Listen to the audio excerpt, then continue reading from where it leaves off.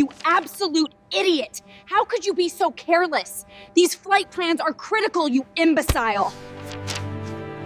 Don't you dare walk away from me, Jordan. Men like you always think rules are optional. Claire Whitman's voice tore through Gate 42 like shrapnel, loud enough to snap passengers' heads around. First Officer Jordan Hayes, 32, tall, warm brown skin, crisp uniform, still smelling of jet fuel and Christmas hopes, froze mid-step. His tablet hung loosely in his hand. Behind him, the giant window reflected his shock. Claire, 48, pale-skinned, razor-straight posture, hair lacquered into a helmet, was storming toward him with the confidence of someone who had destroyed people before and never once paid a price for it. She jabbed a manicured finger inches from his chest. I'm done covering your mistakes, done pretending your little oversights are accidents. You think your smile makes you trustworthy? Please. Passengers watched, phones lifted. Jordan kept his voice controlled. Claire, lower your voice. We can discuss the passenger count privately. Privately? Claire barked a mocking laugh. Oh, now you want privacy? No, sweetheart, not tonight. Your lies end right here, in front of everyone. Jordan's stomach tightened. She was spiraling, and she wanted an audience. You altered the charity seat numbers, she declared, projecting her voice. You lied on the weight and balance sheet. This pilot thinks he can fudge safety data because he's desperate to look competent. A few gasps. A soldier holding his daughter whispered, Is the flight in danger? Jordan tried again.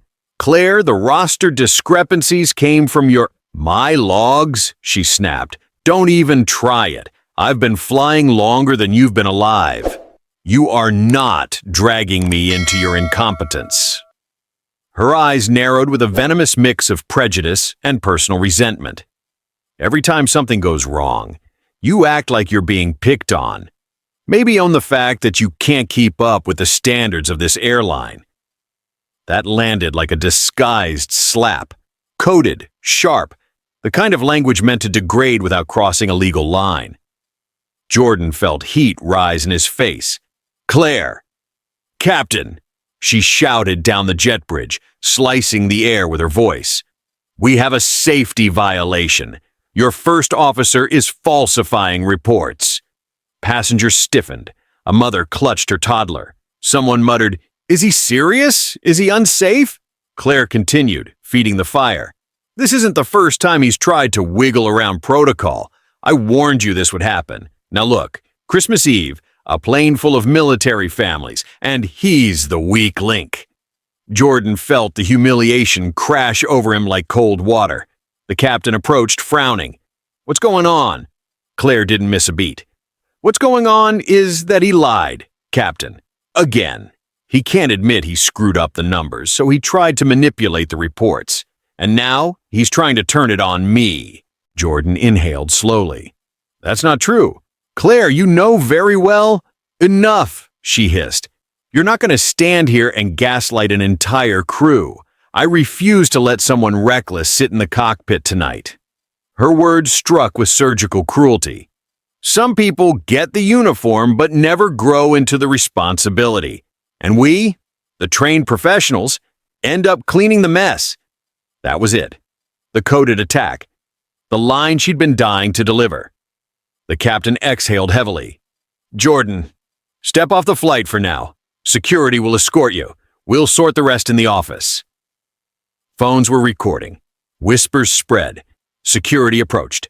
Claire folded her arms, victorious, smug, unshakably certain that her status protected her from consequences. As Jordan was escorted down the jet bridge, humiliation ripping through his chest, he murmured the verse his father had once pressed into his palms like a shield. Be strong and courageous. Do not be afraid, for the Lord your God goes with you. Deuteronomy 31:6. It steadied his shaking breath. It turned shame into a thin, bright thread of resolve. Tonight had begun with cruelty, but it would not end in defeat. If you have ever watched someone twist the truth to destroy an innocent person, then what happens next with Jordan Hayes will make you cheer out loud. Don't forget to like and subscribe and stay with Dignity Voices to follow this fight for justice. Because the moment Jordan enters that cold airport office, the real betrayal begins. The walls of the airport operations office were painted a lifeless beige, the kind meant to drain the spirit from anyone who stepped inside. But tonight, it wasn't the color that crushed Jordan Hayes. It was the silence. A silence that said, "We've already decided who to believe." Security left him there with a curt nod. The door clicked shut behind them. Jordan stood alone, still in uniform, still carrying the weight of a humiliation that thousands of passengers had just witnessed on their phones. He tried to steady his breath. He failed. A supervisor entered. Tom Garrison, mid-50s, thinning hair, the kind of manager who had long ago traded fairness for convenience. Tom didn't sit. He didn't offer water. He didn't even look Jordan in the eye. He simply exhaled, annoyed. "Jordan, this is not a good look." Jordan swallowed. "Sir, Claire's accusation was fabricated. The passenger count discrepancy came from—" Tom held up a hand. "Don't. Not a request. A dismissal. Claire Whitman is one of our most trusted senior attendants. She says you falsified the charity seat report. That's serious." Jordan clenched his jaw. "I didn't falsify anything. I only asked why the numbers weren't matching." Tom snorted. "So she made it up? Out of thin air? On Christmas Eve? With a plane full of military families?" The implication hit Jordan like a brick. Claire had the institutional advantage. Automatically, instantly, absolutely. Jordan stepped forward. "Sir, please, look at the logs. Look at the actual, Tom scoffed. "Look at the videos, Jordan. Passengers are already posting clips. It looks like you were getting caught in a lie and trying to turn it back on her." Jordan felt heat crawl up his neck. "That's not what happened." Tom's tone turned sharper, colder. "Young man, you need to understand how this works. Perception is reality. And right now, the perception is not in your favor." He tapped the desk with 2 fingers, as if wrapping up a dull meeting. "You are suspended immediately pending review. Turn in your badge." Those words shattered Jordan far more than Claire's public attack. "Sir, please don't do this. Let me explain." "Not to me," Tom said, already opening the office door. "To the committee on Monday. Maybe. If they even convene after the holiday." Holiday. As if Jordan's entire career dissolving in one night was just an inconvenience in the schedule. A second supervisor entered. Marta, head of PR crisis control. Her expression was tight. "Jordan, social media is moving fast.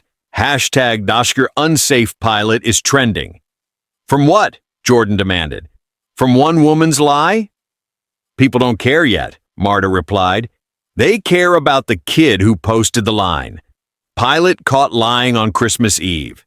It's got 2 million views in an hour."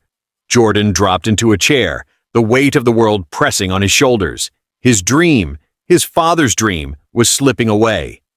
"Are you firing me?" he whispered. Marta hesitated. Tom didn't. "Not yet." Yet.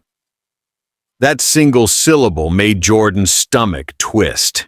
He was escorted out of the building through the employee exit, alone, shivering in the December wind, with cameras pointed at him like weapons. Jordan sat in his dim living room, Christmas lights blinking weakly on a miniature tree he'd bought out of habit, not joy. His uniform lay draped over the couch like a defeated soldier. He opened his late father's worn leather Bible, its edges frayed, its pages soft from decades of sermons and tears. A handwritten note fell out. "For my son Jordan, courage will carry you when justice sleeps." He turned to Joshua 1:9, the verse his father quoted during every moment life seemed unfair. "Be strong and courageous. Do not be discouraged, for the Lord your God will be with you wherever you go." Jordan exhaled shakily. And for the first time since Claire's attack, his heartbeat slowed. His phone buzzed. A message from an unknown number. "I saw what she did. You're not crazy. You're not wrong. Claire's been doing this for years. If you want the truth, I can help." Jordan stared at the screen. A spark, small but real. The lie had gone public, but the truth had just whispered back. Snow tapped softly against Jordan's window, tiny flecks drifting down the dark glass like falling ashes. Inside his apartment, the world felt frozen, not from winter, but from the weight pressing on his chest. The suspension, the videos, the headlines twisting him into something he wasn't. But the text message glowed on his phone screen like a lone candle in a blackout. "I saw what she did. You're not crazy. You're not wrong. Claire's been doing this for years. If you want the truth, I can help." Jordan read it once, twice, 3 times. Someone out there believed him, and that changed everything. He typed slowly. "Who is this?" A moment passed. 3 dots appeared. "Someone who's tired of her ruining people. Meet me behind Terminal C, employee lot 4.10 minutes. Come alone." Jordan grabbed his jacket. The night was about to shift. Employee lot 4 was dim and wind-whipped, the kind of place where secrets felt at home. Jordan scanned the rows of cars, expecting a prank, a trap, or nothing at all.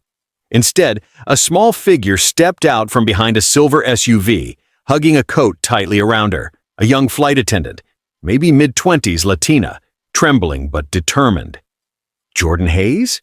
she whispered. Jordan nodded. "I'm here. Who are you?" She looked around nervously before answering. "My name is Elena Ruiz. I'm one of Claire's junior attendants. Or was. After tonight, I'm not sure she'll ever let me work with her again." Jordan softened his voice. "Elena, why contact me?" Her breath shook visibly. "Because I've lived through exactly what she's doing to you." Jordan frowned. "Claire targeted you?" Elena nodded hard. "Her whole career is built on manipulating the system. She files complaints about anyone she wants off her crew, especially people she thinks don't fit her idea of who should have authority." The coded meaning sat heavy in the air. "Jordan," she whispered, "she's done this to 3 other first officers. One nearly quit aviation. She made false logs, altered passenger counts, and staged confrontations. She knows how to make it look like she's the victim." Jordan swallowed the rising anger. "Elena? Why didn't anyone speak up?" Elena hugged herself tighter. "Because Claire is protected. Management loves her. Crew trusts her. And anyone who complains gets labeled difficult, emotional, or incompetent. The system always chooses her. It's safer. Safe for them, deadly for him." Jordan closed his eyes, breathing slowly. "What did you see tonight?" he asked. Elena stepped closer, voice trembling. "I saw her erase the passenger discrepancy she created. I saw her brag to another attendant that she finally had evidence to ruin you if she pushed the right buttons. She said you were never meant to climb the ladder anyway, that the airline would believe her over you every single time." Jordan felt a painful flash in his chest, humiliation turning into fury, fury hardening into something sharper, resolve. "Elena," he said, "do you have proof?" She nodded and reached into her bag, pulling out a USB drive. There were audio checks on the jet bridge. The gate microphone picks up everything for safety. I downloaded the buffer before she could wipe it. Jordan's breath caught. "You have actual recordings?" "Yes," she whispered. "A few minutes of her mocking you, bragging that she'd fixed the little charity boy problem for good." Jordan clenched his fists. This wasn't a misunderstanding. This wasn't a bad day. This was calculated destruction. "Elena, thank you," he said. But Elena shook her head. "Don't thank me yet. You still don't have enough. Claire's been cleaning her tracks for years." She looked up at him with quiet desperation. "But there is one person who might have more." Jordan leaned in. "Who?" Elena hesitated, then said a name he hadn't expected. "Your sister." Jordan's apartment door swung open minutes later. Ava Hayes, 35, razor-sharp, brilliant-eyed, a civil rights attorney who could skewer a courtroom twice before breakfast, walked inside without waiting for an invitation. She took one look at her brother's face and said, "Tell me everything." Slowly. Jordan replayed the night. Claire's explosion, the accusations, the suspension, the shame, Elena's testimony, the recording. Ava didn't flinch, didn't gasp, didn't crumble. She grew colder, harder, focused like a blade. "So," she said, "Claire Whitman has a pattern of discrimination, falsification, intimidation, and retaliatory reporting." Jordan blinked. "Yes, but we don't have—" Ava raised a hand. "We're going to get it, and we're starting tonight." She began pacing. "I've handled cases like this for 10 years. People like Claire thrive because good people stay quiet. But you," she pointed at Jordan, "you are not going to stay quiet." Jordan felt his breath tighten. "Ava, what if they fire me? What if the whole airline believes her?" Ava stopped pacing. Her voice softened. "Jordan, when Dad died, he didn't leave us money or property or a legacy with his name engraved on a building. He left us something better." She opened his father's Bible on the table, scanning the underlined passages. Her finger stopped on one. "Let us not grow weary in doing good, for in due season we shall reap, if we do not lose heart." Galatians 6:9. Ava looked at him with fire in her eyes. "This is your due season. You don't lose heart now." Jordan inhaled deeply. The words soothed him like warm hands on a shaking shoulder. "Okay," he whispered. "Where do we start?" Ava smiled, the way a lawyer smiles when she smells blood. Step 1. We pull every crew complaint archived in the last 10 years. Step 2. We match Claire's shifts to every incident. Step 3. We find witnesses she scared into silence. Step 4.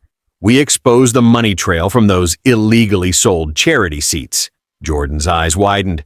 "How do you know about that?" Ava raised an eyebrow. "You called me, Jordan. You forget. I specialize in people who pretend to be saints while stealing from the vulnerable." Jordan felt a tremor of hope. "Ava, do you really think we can beat her?" Ava closed the Bible gently. "Jordan, we're not here to beat Claire. We're here to expose the truth. And people who build power on lies always collapse." Jordan felt something ignite in his chest, something he hadn't felt since the humiliation at Gate 42. Strength. By dawn, Jordan and Ava had gathered. Elena's audio files, screenshots of past discrepancies, gate logs showing Claire's pattern of behavior, anonymous testimonies about fraudulent upgrades. It wasn't everything, but it was the beginning of a storm that had Claire Whitman's name written all over it. And Jordan Hayes? He wasn't going to hide anymore. He wasn't going to break. He was going to fight. If you've ever been pushed down by lies, then what Jordan uncovers next will make you believe in justice again. Don't forget to like, subscribe, and stay with Dignity Voices for the rise of the truth. Because the deeper Jordan and Ava dig, the uglier Claire's secret operation becomes. Snow dusted the tarmac outside Jordan's apartment as dawn broke, casting pale blue light across stacks of documents covering his kitchen table. Passenger manifests, crew rosters, complaint summaries, faded training reports. Every sheet of paper seemed to whisper a fragment of the truth, small, scattered, waiting to be assembled into a single incriminating picture. Jordan stood over the table, rubbing tired eyes. He hadn't slept. Not after Scene 3's revelations. Not after hearing Claire's voice on the recording Elena had retrieved. He won't get far. He's perfect, ambitious, naive, desperate to impress. All I have to do is push the right buttons and they'll believe me over him. Every single time.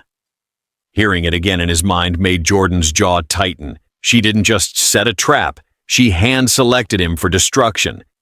Ava walked in carrying 2 cups of coffee and a laptop already open, her expression laser-focused. "Morning," Jordan said. Ava raised a brow. It's almost noon. Jordan blinked. Time had become abstract. Ava slid him a cup. Drink. We're not even close to done. Ava pulled up a spreadsheet she'd been building since 4 a.m. At first glance, she said, Claire's record looks clean. Too clean. That's how you know she's hiding something. Explain, Jordan said. Ava tapped the screen. In 10 years, do you know how many interpersonal complaints she filed? Maybe 5, Jordan guessed. Ava smirked humorlessly. Try? 28. Jordan froze. And how many were verified? Ava clicked to the next tab. 0. Jordan stared, shocked. None? Ava nodded. Because she always filed them in a way that made them look like procedural concerns rather than personal conflicts. She used safety language. Smart, subtle, effective. But look at this. She highlighted a column.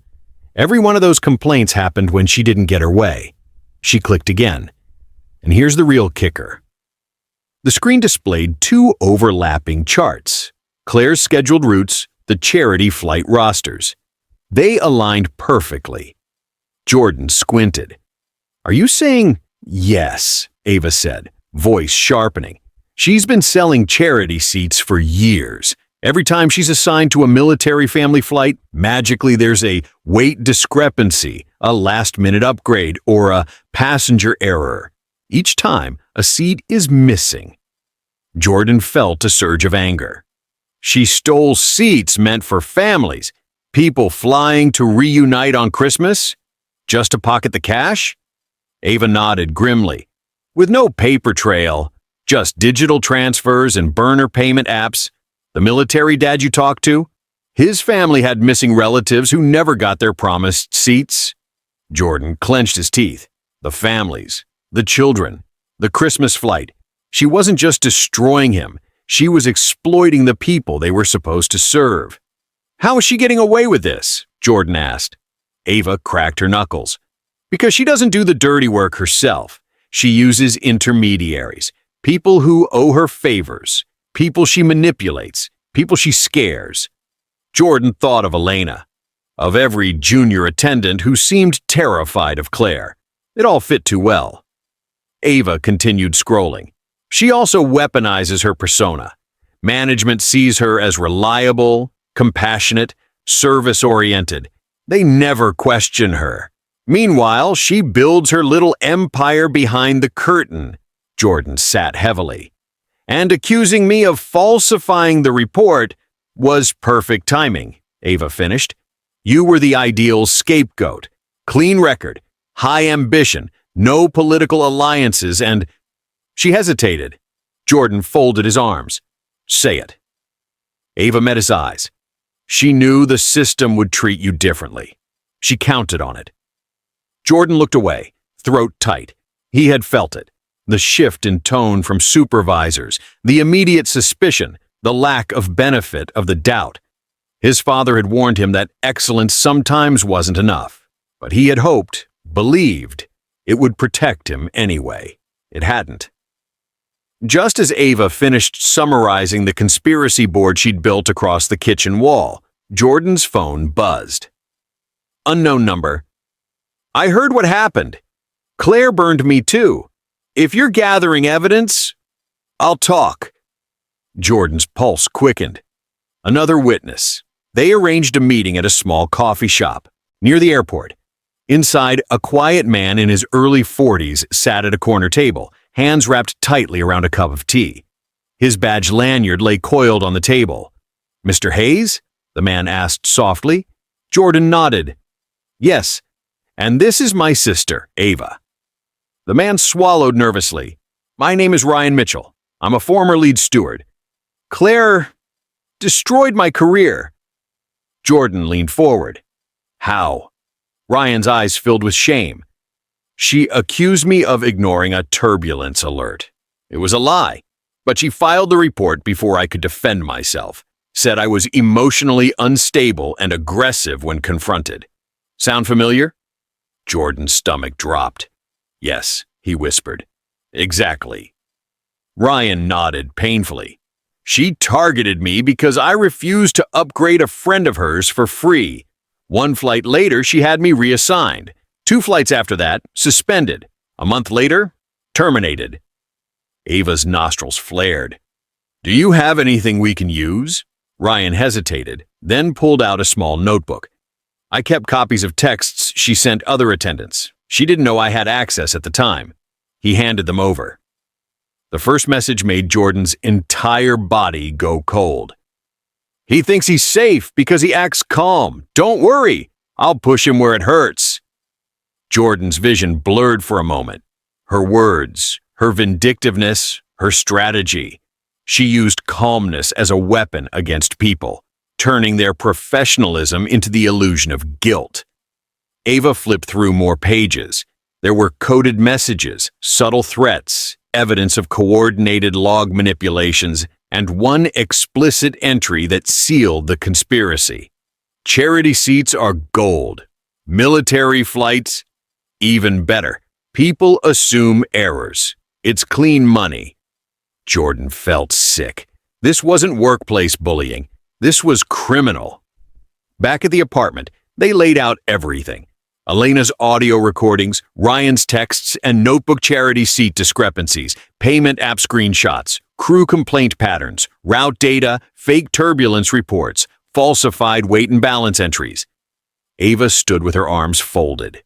Jordan, she said quietly, this isn't a minor violation. This is fraud, theft, safety manipulation, abuse of authority, retaliation, defamation. Jordan stared at the evidence, an empire of lies, built carefully, over years, and he was meant to be the next brick. His hands trembled, but not from fear, from purpose. Ava, he said, we have to bring this to the airline. Ava smiled with a cold edge. Oh, we'll bring it to them, but not through any manager who worships Claire as the airline's golden child. We're going straight to corporate legal. And if that doesn't work, her voice sharpened like steel, airport police will. Jordan nodded. He finally felt the ground shift beneath him. He wasn't spiraling anymore. He was rising. Claire had built her kingdom with lies, and Jordan was about to set fire to the foundation. The storm didn't break slowly. It detonated. By the time Jordan and Ava finalized their evidence board, Claire Whitman had already sensed the shift. An instinctive twitch in predators when they feel their prey wriggling out of the trap, and predators strike hardest when cornered.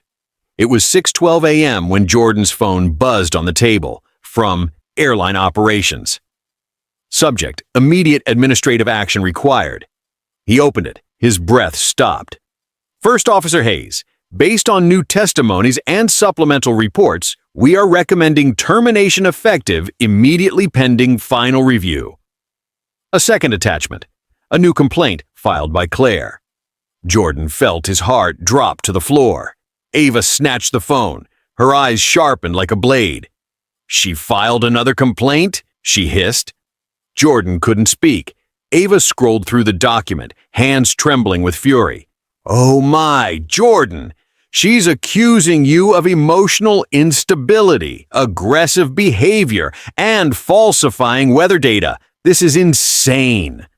Jordan shut his eyes. It felt like drowning, like someone pushing his head underwater and holding it there. She said you yelled at her, Ava continued. She said you ignored a turbulence warning. She said you threatened flight safety out of ego. She even claims passengers were visibly shaken by your behavior. Jordan snapped his eyes open. Passengers? What passengers? I didn't yell. I didn't do anything she's describing.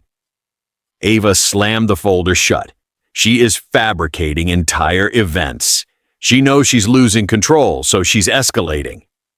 Jordan stumbled backward, gripping the counter. He felt the room tilt. This wasn't just an attack. It was a character execution. 15 minutes later, Jordan's company-issued phone shut off automatically, deactivated by headquarters.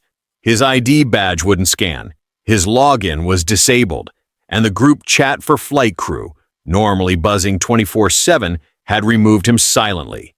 He had been erased. Ava watched with clenched fists. They're cutting you out while her lies spread, she said. This isn't incompetence, Jordan. This is institutional panic. They're choosing the easier path, not the truthful one. Jordan collapsed into a chair. This is exactly what she wanted, he whispered. She wanted to destroy me, not just embarrass me. Destroy everything I've worked for. Ava pulled a chair close, her voice steady. You're not destroyed. Not yet. They think they have the whole story, but we're about to give them the real one. But Jordan wasn't listening anymore. He stared at his hands, hands that had guided planes through storms, across continents, into safety, hands that held purpose, discipline, pride, hands now shaking. Ava noticed. She knelt down beside him. Jordan, look at me. He did. This is Claire's final move before collapse. People like her don't go quietly. They lash out. They burn everything around them to survive one more day. Jordan exhaled shakily. But what if the airline believes her forever? What if the truth isn't strong enough? Ava took his hands. That fear you're feeling? That's exactly the weapon she uses. But Jordan, fear doesn't get the last word. She reached for his father's Bible resting on the table. Flipping gently, she landed on a verse their dad had bookmarked for dark seasons like this. When injustice crushes a person so thoroughly they forget they matter. When the enemy comes in like a flood, the Spirit of the Lord shall lift up a standard against him. Isaiah 59:19. Ava looked him in the eyes. Jordan, this flood isn't here to drown you. It's here to reveal who you are when everything else is stripped away. And you are not done.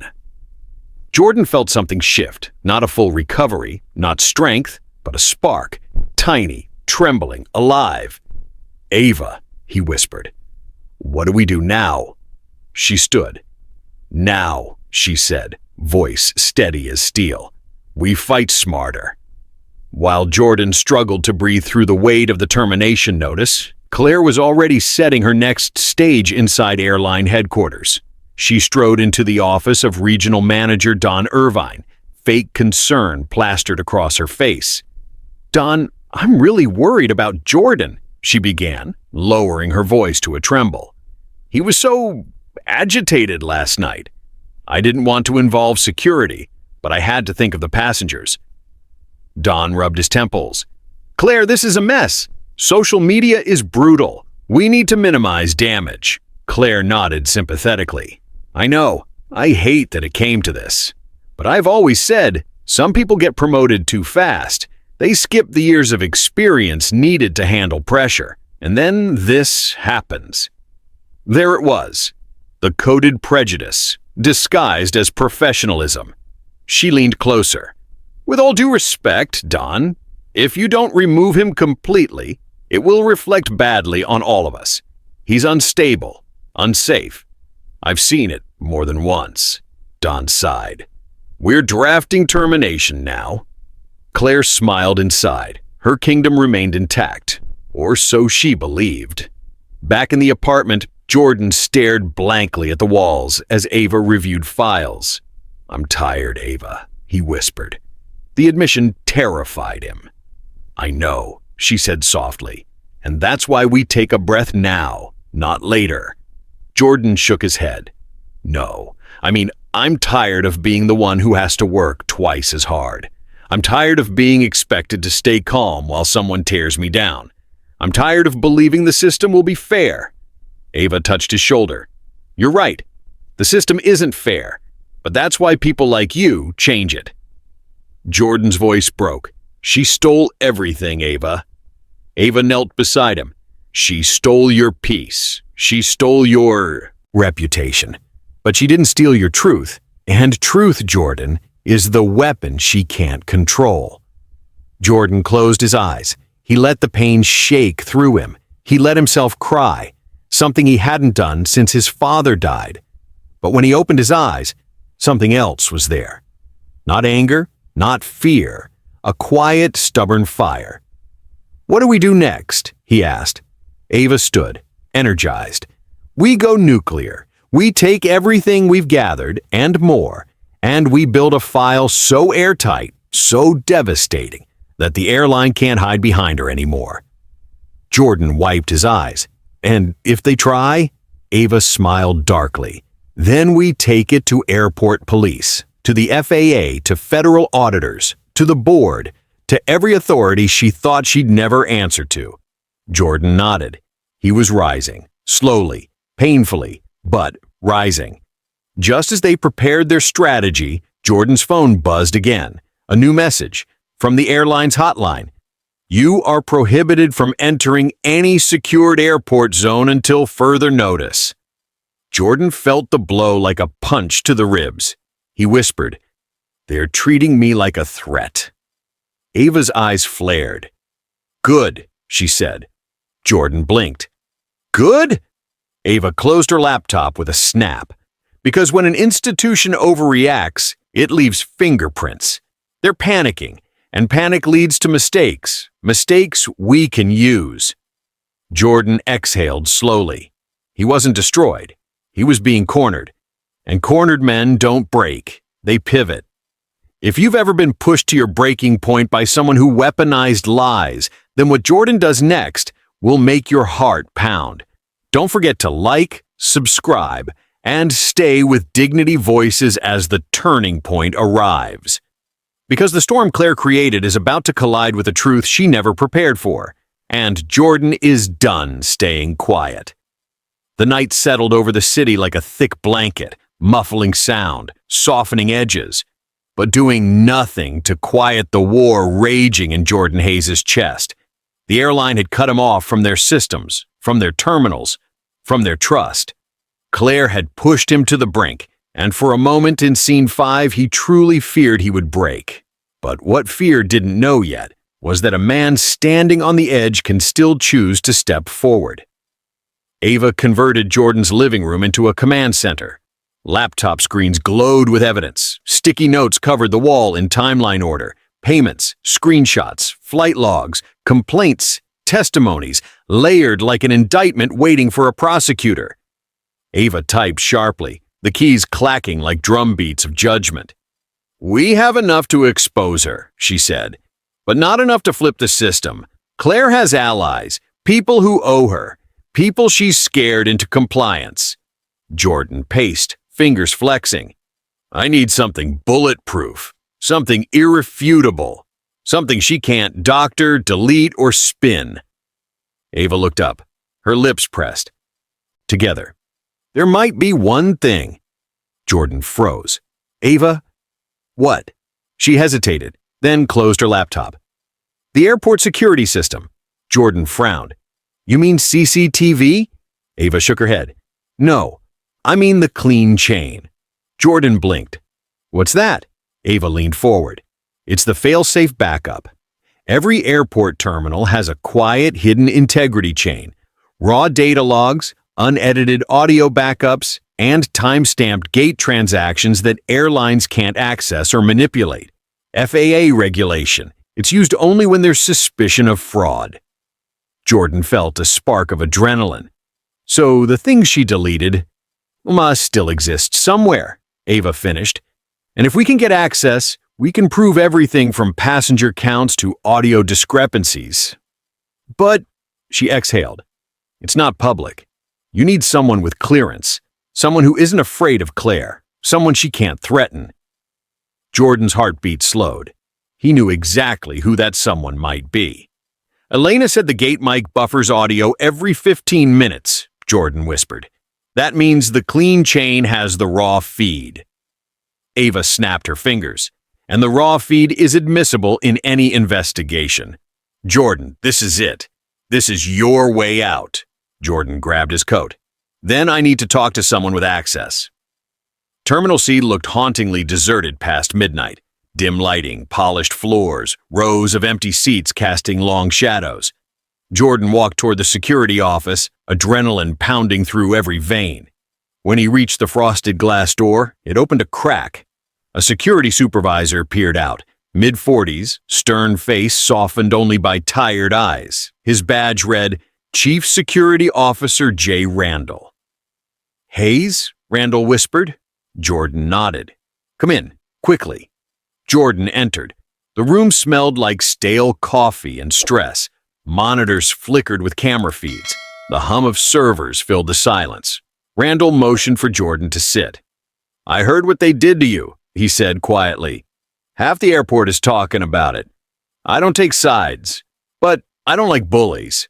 Jordan swallowed. Sir, I need access to the clean chain logs, especially Gate 42's buffer from last night.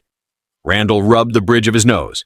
You know, I could get in trouble for even opening that. I know, Jordan whispered, but Claire has been destroying people for years, and she used the system to crush me. I just want the truth, nothing more. Randall studied him, not just his words, but his posture, his desperation, his resolve. Finally, he sighed. I can't give you the files, but I can show them to you, and I can print a certified extract that will hold up before any oversight board. Jordan exhaled, a shaky, grateful breath. Thank you. Randall typed rapidly. Screens changed, logs scrolled.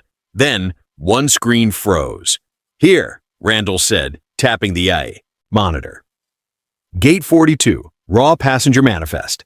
Feed timestamp, 1806 entry, charity passenger. Number 17, error flag triggered location of flag. Flight attendant terminal flag. Type, manual override. Randall turned to Jordan. You see this? This kind of override can only be done by someone with cabin authority. That means Claire. Jordan leaned closer, heart pounding. And the weight discrepancy? Randall clicked another tab. Gate 42, weight data.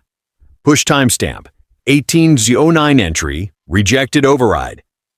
Attempt source, cabin terminal. Device ID, Whitman C48. Jordan's breath hitched. She tried to override weight and balance data illegally. His fingers trembled as he whispered, She really did it. She really tampered with safety logs. Randall printed the record, stamping it with the official security seal. Jordan felt the first crack of dawn inside his chest. Not outside, inside, but the best was still coming. Randall opened another file. Gate mic buffer. You'll want to hear this. He pressed play. Claire's voice filled the room, uncut, unedited, dripping venom across the speakers. I'll push him until he snaps. They always snap. Then I'll say he yelled. They always believe me. Jordan's stomach filled with fire. He's perfect for this. Young, ambitious, terrified of messing up. One nudge and he collapses. Jordan gripped the edge of the desk. Once they see him as unstable, he'll never fly again. And I'll get first choice of routes. Randall paused the audio. That's enough to bury her, he said. Jordan didn't speak. He couldn't. He had imagined she was malicious. But this was strategic destruction. Randall printed the audio transcript and stamped it with the same seal. Take it, he said. And good luck, Hayes. You're going to need it. Jordan stood, bowing his head in gratitude. Sir, thank you. But Randall shook his head. Don't thank me. Just make sure people like her stop getting away with this. Jordan walked out into the night cold, clutching the documents, the truth, against his chest like armor. Back in the quiet of his apartment, Jordan placed the security-sealed folder on the table. Then he opened his father's Bible, not to the familiar pages, but to where it fell naturally. And there it was, the verse he didn't know he needed tonight. No weapon formed against you shall prosper. Isaiah 54:17. Jordan exhaled, tears burning behind his eyes. For the first time since Claire's attack, he felt it. Victory wasn't ahead. It had already begun. When Ava returned and Jordan handed her the clean chain documents, her jaw actually dropped. Jordan, this isn't just evidence. This is a detonator. Jordan nodded. Ava, we take this to the airline in the morning. Ava smiled, slowly, dangerously. Oh no, we're not going in the morning. She grabbed her keys. We're going now. Jordan blinked. Now? Ava's eyes gleamed. Because by morning, Claire will try to twist the story again. But if we get these files into the hands of corporate legal tonight, before she knows what exists, she can't bury it. Jordan felt adrenaline spike. What do you call this move? Ava grinned. Checkmate. Christmas morning arrived wrapped in artificial cheer, terminal decorations glowing, tinny carols echoing through the airport speakers, but beneath it all pulsed a tension thick enough to taste. Claire Whitman, immaculate as ever, strutted toward Gate 42 with a peppermint latte in one hand and manufactured innocence in the other. She wore the calm confidence of someone who believed she had already won.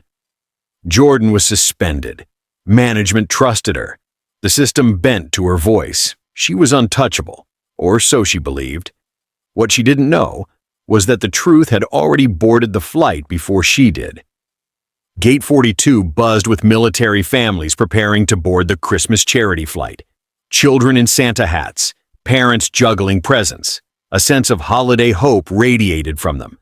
Claire smiled warmly at them, a polished, fabricated, predatory smile. Inside, she was rehearsing. If anyone brings up last night, stay calm, act hurt, act shaken, blame Jordan. Repeat the lie until it becomes the only version people remember. She loved this game, loved manipulating perception like a stage light she could tilt at will. She stepped behind the counter and checked the roster she thought she'd cleaned. Perfect. No trace of the charity seat fraud. No trace of the fabricated weight discrepancy. No trace of... Claire Whitman? A voice interrupted. She turned. A man in a suit stood before her. Corporate legal, judging by the tag clipped to his blazer. His expression was unreadable. Claire's smile sharpened. Oh, good morning. I'm glad you're here. There's a lot to clarify about that unstable pilot. You'll have a chance to speak, the man said flatly. But not right now. Claire blinked. Excuse me? Another figure approached. The airport police supervisor. Two uniformed officers flanked him. Behind them, an FAA liaison. Behind them, a federal compliance officer. A wall of authority, a barricade of consequence. Claire's throat tightened. What's going on? She demanded. The legal officer opened a folder, stamped with the clean chain security seal. Ms. Whitman, we have obtained verified evidence, raw audio, logs, and transaction data regarding your conduct on multiple flights, including last night's charity operation. Claire forced a laugh, brittle and sharp. This must be some sort of misunderstanding. I did everything by protocol. The officer didn't blink. We have documentation proving manual manipulation of weight and balance entries under your login. Passengers nearby grew quiet. We have audio recordings, the FAA liaison added, of you discussing your intent to provoke a flight officer and falsify reports to remove him from duty. Claire's skin prickled. Her smile faltered, cracked, collapsed. That has to be taken out of context, she stammered. You can't use... The police supervisor stepped forward. And we have multiple witness testimonies confirming your involvement in the illegal resale of charity seats. The words hit her like a physical blow. Charity seats, her secret gold mine. Exposed. Claire's lips trembled. No, this isn't real. This is some plot. Someone must have tampered with... Ma'am, one officer said, stepping closer. Place your hands where I can see them. Children stared. Parents pulled out phones. The gate fell into stunned silence. Claire's eyes darted around, searching for someone, anyone, who might defend her. But she saw something far more dangerous than hostility.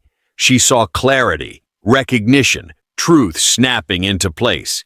Because predators look big until the moment people see what they truly are. Claire Whitman, the supervisor announced, you are under arrest for falsifying safety records, submitting fraudulent official reports, and engaging in the unauthorized sale of airline property. He paused. And for retaliation against a flight officer. Passengers gasped, phones raised. Claire reached out desperately. Please, This is a mistake. I have seniority. I have letters of recommendation. My captain trusts me. You can't arrest me in front of all these people." But the officers were already guiding her hands behind her back. "That's enough," one of them said gently. "Let's not make this worse." Claire's legs buckled. Her world, the one she built on deceit and performance, crumbled. And as she was led down the jet bridge in handcuffs, her voice cracked, spiraling into a shrill, collapsing scream. "This isn't fair! I did what I had to do! I did what everyone expected!" But no one stepped forward. Not one crew member, not one manager, not one passenger. Her kingdom had fallen. Minutes later, after Claire was removed from the gate, a quiet ripple of energy moved through the terminal. Jordan Hayes walked toward Gate 42, uniform crisp, badge reinstated, head held high. He didn't look triumphant. He looked restored.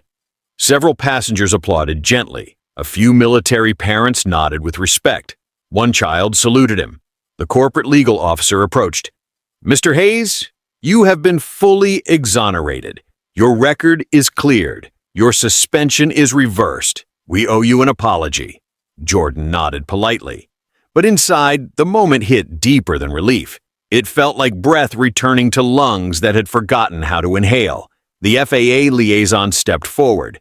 "We hope you'll continue flying the charity route today. The families would be honored." Jordan looked down for a moment, overwhelmed. Then he whispered a verse his father had once spoken over him, the one he needed most right now. "For the Lord will vindicate his people and have compassion on his servants." Psalm 135:14. A soft strength filled him, not arrogance, not revenge, peace. He looked up. "I'll fly," Jordan said quietly. "Let's get these families home." Applause spread. Not loud, not dramatic, sincere. As Jordan stepped onto the aircraft, his aircraft, the lingering humiliation from days before dissolved into something else. Honor. Passengers smiled. Crew nodded with respect. Even the captain squeezed his shoulder gently. "Glad you're back," he said. Jordan smiled. "Feels good to be home." The cockpit lights flickered to life as he settled into the right seat.